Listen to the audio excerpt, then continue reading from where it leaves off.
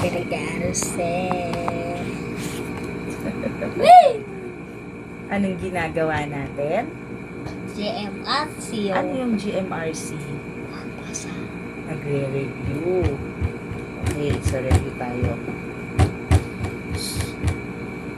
Ba't ka tingin dyan? Dito ka tingin. Oh. Help fix things at home. Kenzo, assist in cooking and food preparation.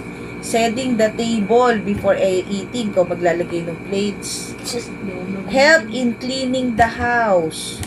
Like sweeping, mopping, wiping the dust. Clean the room tidy and the bed. Assist in doing laundry. Hala, laundry daw. Okay, so ito pa. Help with watering the plants and removing weeds. Yung mga damo, kukunin. Join in fun and celebrations in the whole family. Yung party. Party!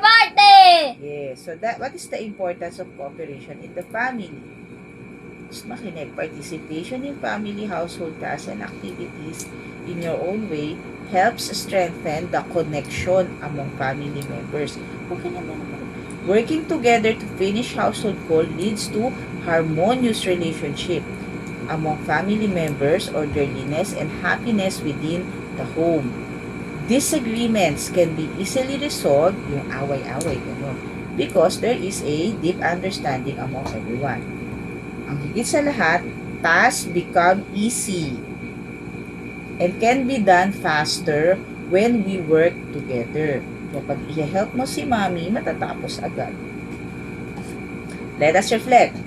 The spirit of connection should begin at home. Comparison. Cooperation. Spirit of cooperation. Okay? Cooperation does not only mean obeying. Cooperation is acting on working together. So, mag-help ka, ha? Cooperate. Next. Ayan, wow. Will you help fixing the broken faucet? Yes. Will you help washing the dishes? Yes. Will you sweep? Yes. Iron the clothes. Can you iron? Plancha? Wow.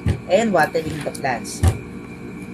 Uy, apologize the person you have wronged. When you did something bad, kailangan bang mag-apologize or not? Apologize or not? Apologize. Apologize. Sino to? Ano to? I'm gonna help parents to do chores. My sister is gonna do chores and one day I'm gonna do the dishes in eating. Gonna dish on Saturday. I'm helping parents to do chores but I help parents to do chores. I'm helping the dishes. Ano daw? Sino sulat niyan? Ako. Okay. O engaging with family members. Wait lang.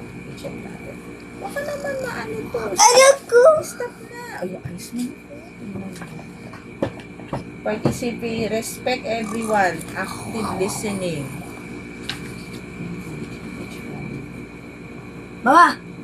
Mama, kaya na ako. Influence. Okay na pala tayo. O, so yun na yun ha. Family members.